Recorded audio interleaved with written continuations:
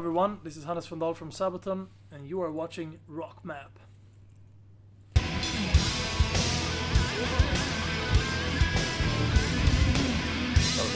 No, actually not. No, I mean, we got a lot of questions that if this is our last tour, because we named it the last tour. But we started talking about it, so the album is called The Last Stand.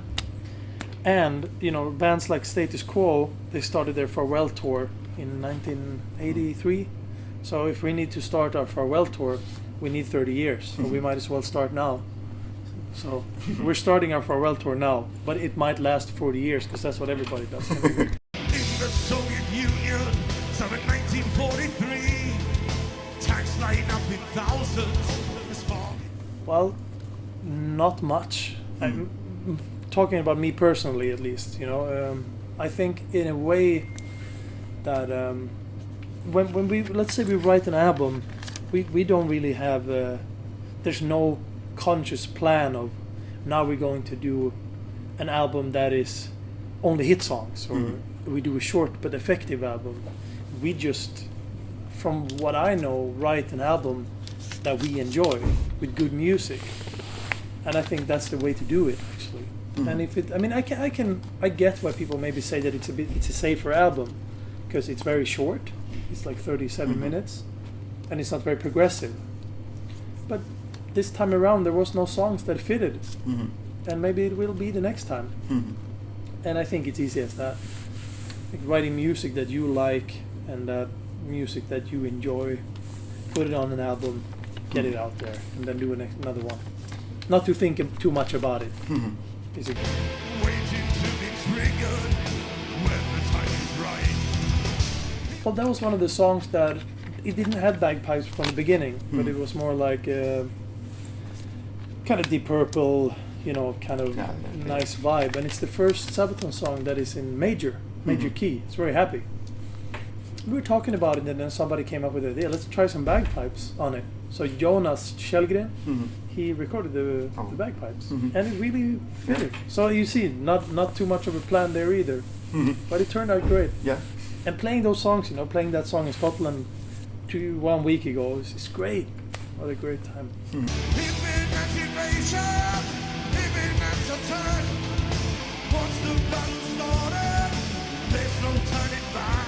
Well, I think that if a song needs it, then it should be there. But if a song is good and there's no use for a keyboard, why should you put it there? So I think it's more a matter of what the song needs rather than we should have keyboards. So let's say The Art of War, it's a keyboard-based song, so it have to have keyboards. But now you have a song called like Rourke's Drift. Why? Yeah. There's no need for it. But then we have the Hammond on the other hand, also on Blood of Panic Burn, which our accountant played. How about that? And so he brought this Hammond with the Leslie, this big amplifier, and it caught fire in the studio. For real. So we were taking a coffee break, or fika, as it's called in Sweden. Standing there, I was like, "Fuck, is that smell?" It smells like something is burning. Like coffee or something. You see from the the studio window, smoke. Like fuck, you need to put it out. So we actually played a burning Hammond on the new album. Yeah, that's so heavy. That's so fucking metal. Yeah. Yeah. Out of Soviet land, reinforce the front line, close the axis to retreat. There's no how do you say, no must. There's nothing in the contract that says that, but I think it's important to know what we're singing about. So, and I was never really that much into history myself, but I think for the respect of the songs, you should know at least what it's about, so you don't play the song like, oh, I have no idea. So yeah, I had to do some research and study my shit. I always thought history was important, and I think it's important not to forget what happened, but I was never that much of a history buff. But now I think it's great. Now I'm really interested about it because there's so much good stories, and there's so much stories that actually happen for real that you've never heard about.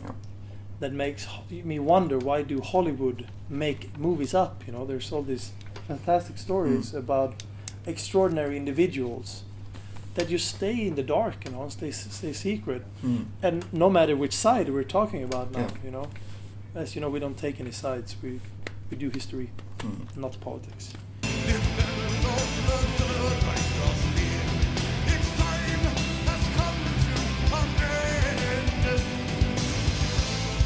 Yeah, well, Joachim is the main songwriter of the band, but now on the last 2 albums, everybody has been chipping in with ideas and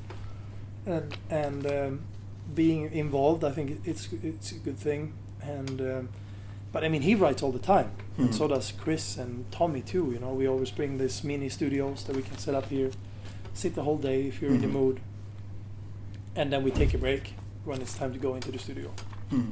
And finish up the ideas, and then it's like, I had an idea here, and hey, here's one, and here's another one, and this I wrote in '95. Let's check this out. So it's a chaotic order.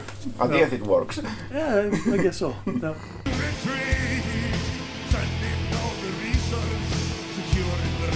I haven't. Yeah. No. I have not had time with, but I will definitely do it. You know, like the last time I played games. What was that? That was like Grand Theft Auto Vice City when that came out, which I downloaded legally on Steam the other day to play on when I was flying, and I realized the graphics are fucking terrible, and I thought it was great when it came out.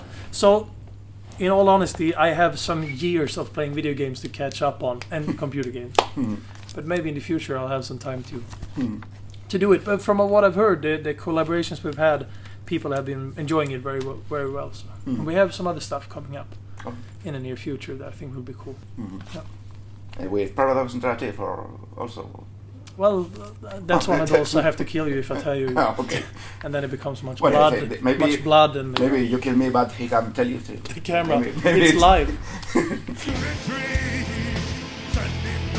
Yeah, we had a good 2 weeks over Christmas to revive, but hey man, we're bringing fucking Accept on this tour. How fucking great is that?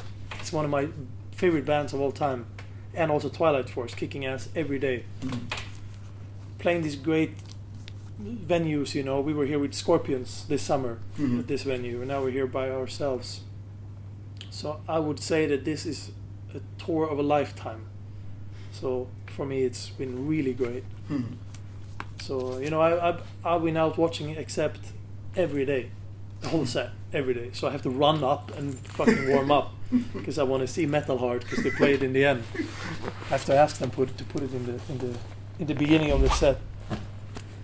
So I don't know. I can't ask for much more, you know, than having this legendary band and a hungry band like Twilight Force, and also with a good, you know, special guests on a tour. It makes us better too, and a great band. So it makes the whole night better, and I hope the fans enjoy it too. I think you have to see a night like to be only the outcome of having a good time with great bands and great songs. And every time you hear this, they start playing Princess of the Dawn. You know, then I want to play myself. It's great, really great. It's an honor to play with them, and Twilight Force too. Great bands. Tommy, yeah, very well. Tommy is a very experienced, you know, piano player, guitar player, singer. So his musicality is very widespread, and he comes in with fresh blood and a good positive attitude, which brings everybody up. Good spirit, and so I would say he's contributing with a lot more than only guitar playing, and it's fun, you know. It's fun to play with him. He's a great player, great guy. I'm happy to hear. Yeah, me too. Well, dear Spain, muchas gracias for making us have such a good time every time we come here, and well, let's keep it up for the next, was it 30 years with the farewell tour? So, muchas gracias and thank you.